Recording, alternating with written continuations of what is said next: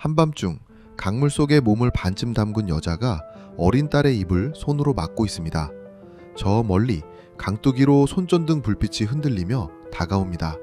국경 경비대의 순찰입니다. 여자는 숨을 참습니다. 딸도 참습니다.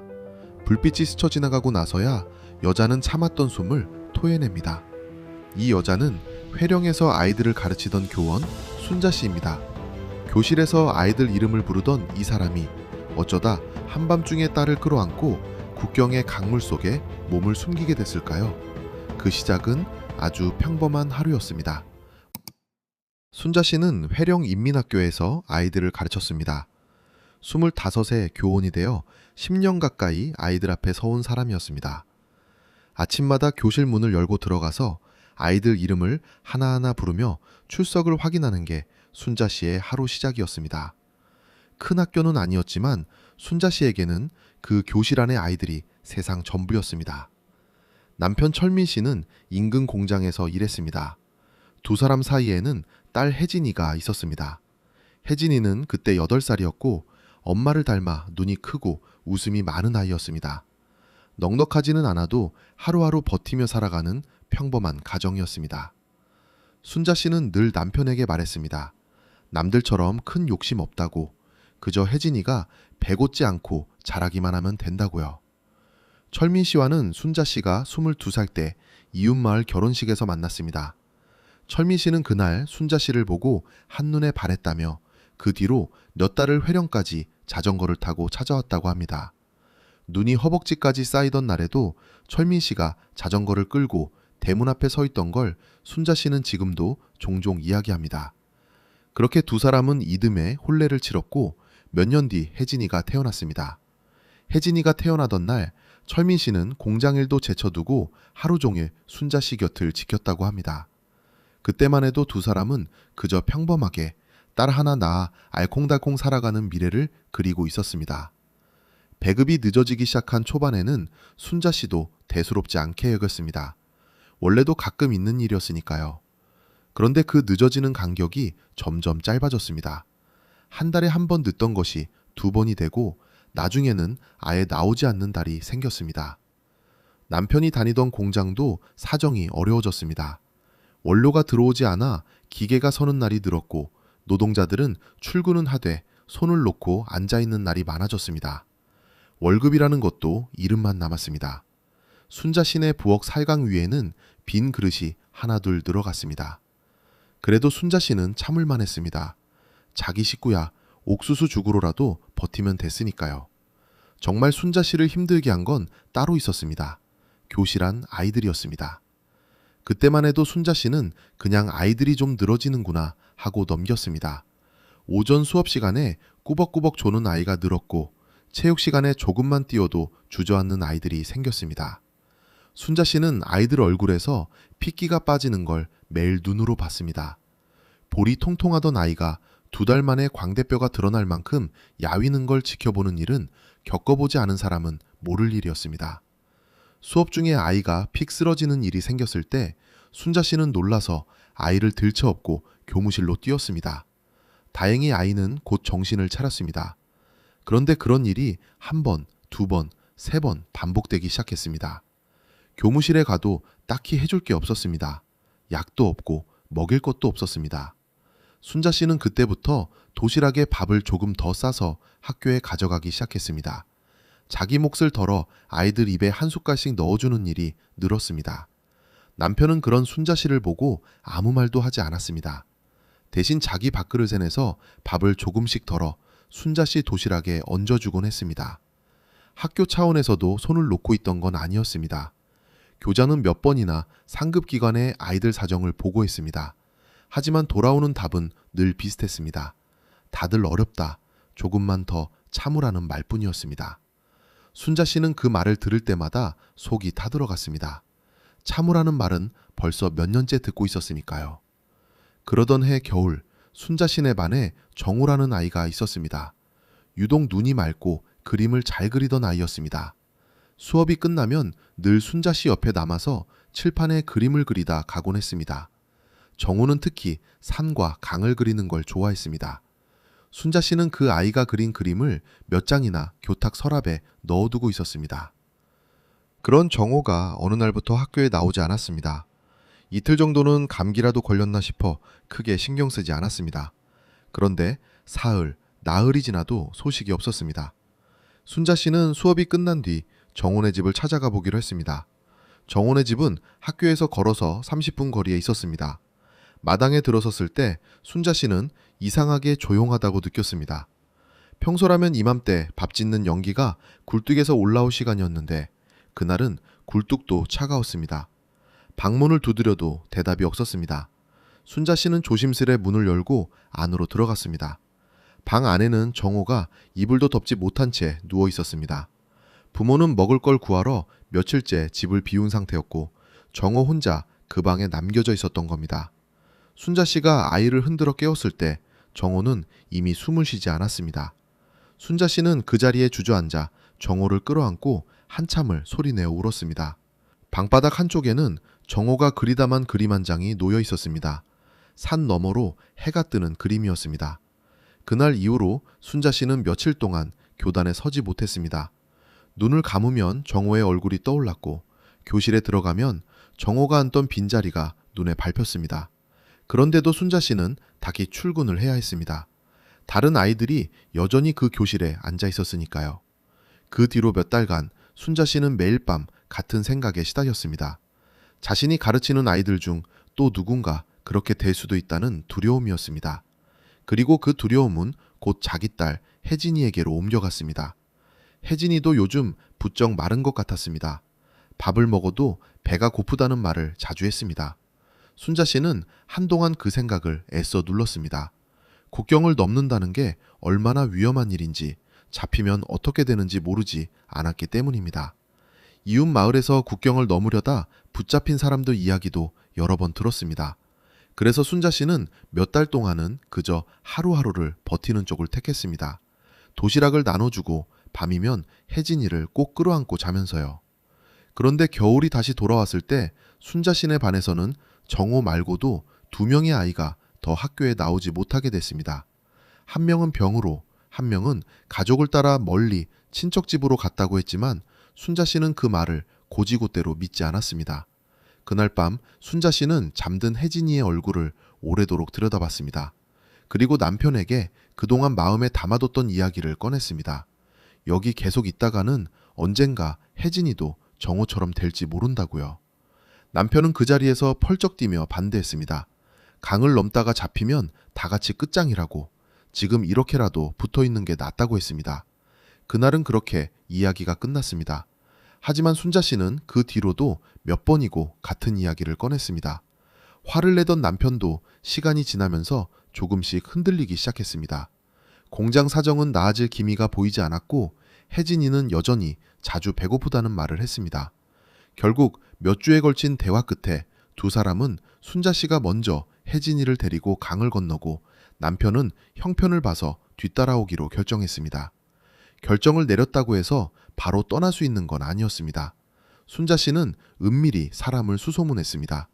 강 건너 중국으로 사람을 안내해준다는 브로커가 인근에 있다는 이야기를 오래전부터 들어 알고 있었습니다. 하지만 그런 사람을 함부로 찾아갔다가는 오히려 신고당할 위험도 있었습니다. 순자 씨는 믿을 만한 사람을 통해서만 조심스럽게 연락을 넣었고 몇 주가 지나서야 겨우 브로커와 연이 닿았습니다. 브로커가 요구한 돈은 순자 씨네 형편으로는 감당하기 어려운 액수였습니다. 순자 씨는 집에 있던 옷가지와 그릇들을 팔았고 시댁에서 물려받은 폐물도 몇 개 내다 팔았습니다.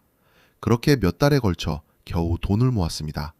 그 사이에도 순자 씨는 계속 학교에 나가 아이들을 가르쳤습니다. 아무 일도 없는 것처럼 웃으며 출석을 부르는 일이 순자 씨에게는 그 어느 때보다 힘든 연기였습니다. 준비하는 동안 아찔한 순간도 있었습니다. 이웃 사람이 순자 씨가 물건을 파는 걸 보고 이상하게 여겨 캐물은 적이 있었습니다.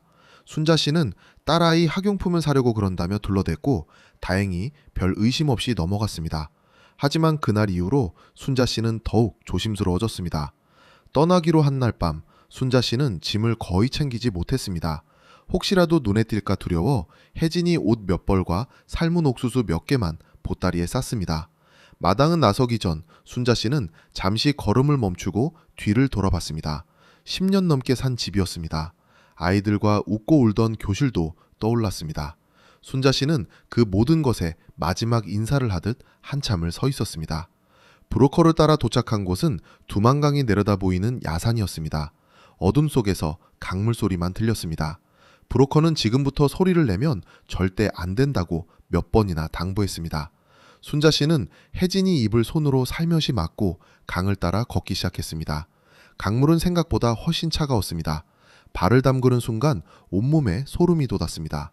그런데 그보다 더 순자 씨를 얼어붙게 만든 건 저 멀리서 흔들리며 다가오는 손전등 불빛이었습니다.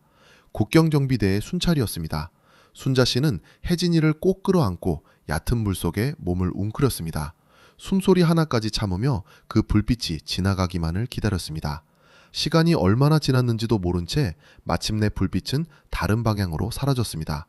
순자 씨는 다시 걸음을 옮겼습니다. 강을 다 건넜을 때 옷은 흠뻑 젖어 있었고 발끝은 감각이 없었습니다. 하지만 마침내 건너편 땅을 밟았다는 사실 하나로 순자 씨는 그 자리에 주저앉아 소리 없이 울었습니다. 강을 건넜다고 위험이 끝난 건 아니었습니다.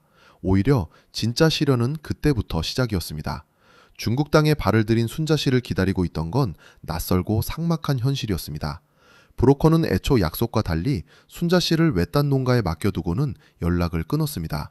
말이 통하지 않는 곳에서 순자 씨는 혜진이를 데리고 그 집 농사일을 도우며 하루하루를 버텨야 했습니다. 신고당에 다시 북송될까 두려워 밖으로 나가는 것조차 조심스러웠습니다. 한 번은 마을의 공안이 순찰을 도는 날이 있었습니다. 농가 주인이 다급히 순자 씨와 혜진이를 헛간 집더미 속에 숨겼습니다.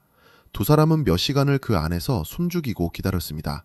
혜진이가 재채기라도 할까봐 순자 씨는 계속 아이 코를 손으로 막아주며 마음을 졸였습니다. 다행히 공안은 그냥 지나갔지만 그날 이후 순자 씨는 매일 밤 잠을 설쳤습니다. 그렇게 지내던 어느 날 농가 주인의 아는 사람이라는 남자가 순자 씨를 찾아왔습니다.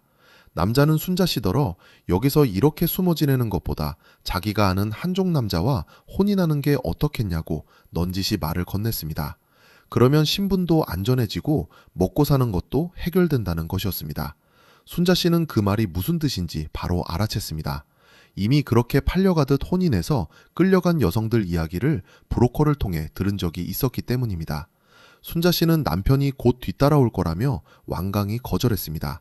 남자는 몇 번 더 찾아와 은근히 압박을 가하다가 순자 씨의 태도가 워낙 단호하자 결국 발길을 끊었습니다. 그날 이후 순자 씨는 밤에 잠을 자다가도 인기척에 몇 번씩 깨곤 했습니다. 그렇게 몇 달이 지났을 무렵 순자 씨는 그 마을에 조용히 드나들던 사람들을 알게 됐습니다. 탈북민을 돕는 단체의 활동가들이었습니다. 그들은 순자 씨 사정을 듣고 이곳에 계속 있는 건 위험하다며 함께 남쪽으로 이동해 한국으로 가는 길이 있다고 알려줬습니다. 순자 씨는 그 말을 듣고 며칠 밤을 뜬 눈으로 지새웠습니다. 여기서 계속 숨어 지낼지 또 한 번 목숨을 걸지 고민이 깊었습니다. 지금 있는 곳도 완전히 안전한 게 아니라는 걸 알고 있었기에 결국 순자 씨는 혜진이 손을 잡고 다시 한번 길을 나서기로 했습니다. 그 길은 상상 이상으로 멀고 험했습니다. 기차와 버스를 갈아타며 중국 대륙을 남쪽으로 내려갔습니다. 검문이 있을 때마다 순자 씨는 숨이 멎는 것 같았습니다. 활동가들이 미리 마련해준 신분증으로 검문을 통과할 때마다 등에 식은땀이 흘렀습니다. 며칠을 그렇게 이동한 끝에 일행은 국경 지역의 울창한 산길로 들어섰습니다. 짐꾼도 없이 오로지 두 다리로 걸어야 하는 길이었습니다. 산속의 밤은 칠흑 같았습니다. 혜진이는 지쳐 자꾸 울음을 터뜨렸고 순자 씨는 아이를 등에 업은 채 진흙탕 길을 걸었습니다. 발에 물집이 잡히고 터지기를 반복했지만 멈출 수 없었습니다. 하루는 가져온 물이 다 떨어져서 일행은 계곡물을 그대로 떠 마셔야 했습니다. 혜진이는 그 물을 마시고 밤새 배탈이 나서 순자 씨 품에서 앓았습니다. 순자 씨는 아이 등을 쓸어주며 밤을 꼬박 새웠습니다. 그렇게 며칠 밤낮을 걸어 마침내 국경의 강 앞에 도착했습니다. 이번에는 두만강이 아니라 라오스와 태국을 가르는 메콩강이었습니다. 작은 나무배 하나에 몸을 싣고 강을 건너던 그 순간을 순자 씨는 지금도 잊지 못한다고 합니다. 배가 흔들릴 때마다 혜진이를 품에 꼭 안고 이 강만 건너면 이 아이에게 다른 삶을 줄 수 있을 거라고 되뇌었습니다. 마침내 태국 땅에 도착한 순자 씨 일행은 활동가의 안내에 따라 스스로 태국 이민국에 찾아가 신분을 밝혔습니다. 태국은 탈북민을 북한으로 돌려보내지 않고 일정 기간 수용소에 머물게 한 뒤 한국으로 보내주는 나라이기 때문에 오히려 스스로 신고하는 편이 안전하다고 합니다. 수용소에서 보낸 시간은 좁고 답답했습니다. 같은 방을 쓰는 사람들 중에는 순자 씨보다 먼저 넘어온 이들도 있었고 그들에게서 한국 생활에 대한 이런저런 이야기를 들을 수 있었습니다. 그중 한경남도에서 온 미양 씨라는 여성과 순자 씨는 특히 가까워졌습니다. 미양 씨는 순자 씨보다 2살 위였는데 혼자 넘어온 처지라 늘 순자 씨네 모녀를 살뜰히 챙겼습니다. 밤이면 두 사람은 나란히 누워 고향 이야기를 나누며 눈물 짓기도 하고 한국에 가면 뭘 해보고 싶은지 두런두런 이야기를 나누기도 했습니다. 혜진이는 그곳에서도 다른 아이들과 금방 어울려 놀았습니다. 순자 씨는 그런 딸을 보며 조금이나마 마음이 놓였습니다. 그렇게 몇 주가 흐른 뒤 순자 씨와 혜진이는 마침내 한국행 비행기에 오를 수 있었습니다. 인천공항에 도착한 두 사람은 곧바로 관계기관의 합동 조사 과정으로 넘겨졌습니다. 순자 씨와 미양 씨도 그 단계에서 서로 다른 조사실로 나뉘어 들어가게 됐고 그렇게 자연스럽게 소식이 끊겼습니다. 순자 씨는 지금도 가끔 그날 밤 나란히 누워 나눴던 이야기들을 떠올리며 미양 씨가 어딘가에서 잘 지내고 있기를 바란다고 합니다. 조사가 끝난 뒤 순자 씨는 하나원에 들어가 한국 사회에 적응하기 위한 교육을 받았습니다. 은행 계좌를 만드는 법, 버스와 지하철을 타는 법, 휴대전화를 개통하는 법까지 모든 게 새로 배워야 할 것들이었습니다. 특히 순자 씨를 당황하게 한 건 인터넷이라는 것이었습니다. 화면 하나로 온 세상 소식을 다 찾아볼 수 있다는 설명을 들었을 때 순자 씨는 도무지 믿기지가 않았다고 합니다. 강사가 지도 화면을 열어 미성사진으로 순자 씨 고향 인근을 보여줬을 때는 순자 씨는 자기도 모르게 숨을 죽이고 그 화면을 한참 들여다봤습니다. 하나원에는 순자 씨처럼 아이를 데리고 온 여성들이 여럿 있었고 그들끼리 아이들을 서로 봐주며 수업을 듣는 날도 많았습니다. 그렇게 몇 달을 함께 지내며 순자 씨는 하나원에서 만난 사람들과도 정이 들었습니다. 정작 순자 씨를 가장 놀라게 한 건 큰 사건들이 아니라 아주 사소한 일상의 장면들이었습니다. 마트에 갔던 어느 날 순자 씨는 라면 하나를 사려고 진열대 앞에 섰다가 한참을 서 있어야 했습니다. 매운맛, 순한맛, 짜장맛, 볶음면까지 종류가 너무 많아 뭘 골라야 할지 알 수 없었기 때문입니다. 결국 순자 씨는 눈에 보이는 아무거나 집어들고 나왔습니다. 새로 살게 된 임대 아파트에서는 수도꼭지를 돌렸는데 따뜻한 물이 계속 나오는 걸 보고 한참을 그 앞에 서 있었습니다. 하루 중 정해진 시간에만 그것도 아주 잠깐 나오던 온수만 알고 살아온 순자 씨에게 아무 때나 뜨거운 물이 나온다는 사실은 신기하다 못해 낯설었습니다.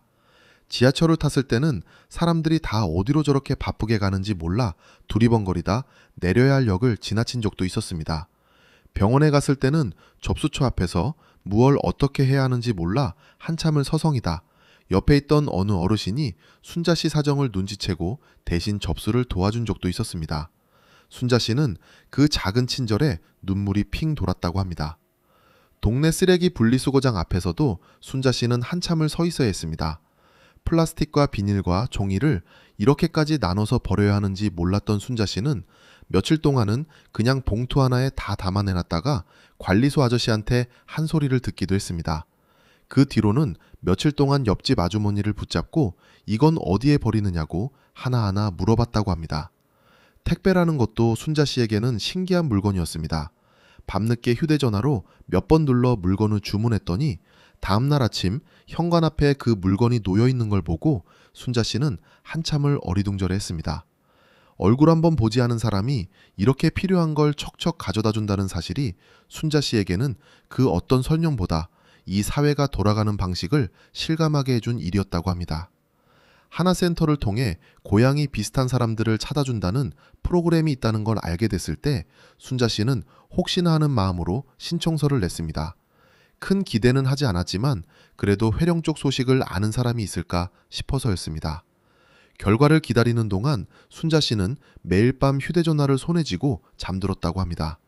식당에서 함께 일하는 동료들 중에는 순자 씨가 북에서 왔다는 걸 알고 나서 유독 살갑게 대해주는 사람도 있었고, 반대로 은근히 말을 가려서 하거나 거리를 두는 사람도 있었습니다. 순자 씨는 그런 미묘한 시선들을 매일 마주하며 지냈습니다. 그래도 시간이 지나면서 진심으로 순자 씨를 챙겨주는 동료들이 하나둘 생겼고, 그중 한 명은 지금도 순자 씨와 명절이면 서로 음식을 나눠 먹는 사이가 됐다고 합니다. 주말이면 훌쩍 다른 지역으로 나들이를 다녀오는 이웃들을 보면서도 순자 씨는 그저 낯설게만 느껴졌습니다. 어디를 가든 미리 허락을 받아야 하는 게 당연했던 순자 씨에게 그냥 마음 내키는 대로 기차표를 끊어 훌쩍 떠난다는 게 실감이 나지 않았기 때문입니다. 언젠가 혜진이와 함께 아무 계획도 없이 버스를 타고 이웃 도시까지 다녀온 날, 순자 씨는 별것 아닌 그 나들이가 유난히 오래 마음에 남았다고 합니다. 첫 직장을 구하는 일도 순자 씨에게는 쉽지 않았습니다. 이력서라는 걸 써보는 것도 낯설었고, 면접이라는 자리에서 무슨 말을 해야 할지도 몰랐습니다. 여러 번 거절을 당한 끝에 순자 씨는 작은 식당에서 일을 시작하게 됐습니다. 첫 월급을 받던 날, 순자 씨는 그 봉투를 손에 쥐고 한참을 들여다봤다고 합니다. 자기 손으로 번 돈을 온전히 자기 마음대로 쓸 수 있다는 사실이 그 어떤 것보다 크게 다가왔다고 합니다. 남편 철민 씨 소식은 한국에 온 지 2년이 지나서야 들을 수 있었습니다. 브로커를 통해 어렵게 연결된 소식통에 따르면 철민 씨는 순자 씨가 떠난 이듬해 국경을 넘으려다 발각돼 붙잡혔다고 했습니다. 그 뒤로는 소식이 끊겼다는 이야기였습니다. 순자 씨는 그 소식을 듣고 며칠 동안 밥을 넘기지 못했습니다. 혜진이에게는 아빠가 곧 온다는 말을 더 이상 해줄 수 없게 됐습니다. 그래도 순자 씨는 완전히 희망을 놓지는 않았습니다. 언젠가 다시 소식이 닿을지 모른다는 마음 한 조각을 지금도 가슴 한켠에 품고 살아간다고 합니다. 지금 순자 씨는 혜진이와 함께 작은 동네에서 새로운 삶을 꾸려가고 있습니다. 안정된 자리를 잡기까지 순탄치만은 않았지만 순자 씨는 늘 이렇게 말합니다. 그날 밤 강을 건너지 않았다면 지금 이 웃음도 없었을 거라고요. 혜진이는 이제 중학생이 되어 장래희망을 묻는 질문에 선생님이 되고 싶다고 답한다고 합니다. 엄마가 늘 그리워하는 그 교실 이야기를 들으며 자란 아이답게 말이죠. 순자 씨는 아직 고향에 남아있을 제자들을, 그리고 소식 끊긴 남편을 떠올리며 언젠가 다시 그 교실에 설 수 있는 날이, 혹은 다시 만날 수 있는 날이 오기를 조용히 바란다고 합니다. 오늘 순자 씨의 이야기 여기까지입니다. 자식을 위해 모든 걸 걸었던 어머니의 용기와 낯선 땅에서 하나씩 다시 배워가야 했던 일상의 무게가 여러분 마음에도 남았기를 바랍니다. 이런 이야기가 계속 전해질 수 있도록 오늘 영상도 좋아요와 구독, 알림 설정까지 부탁드립니다.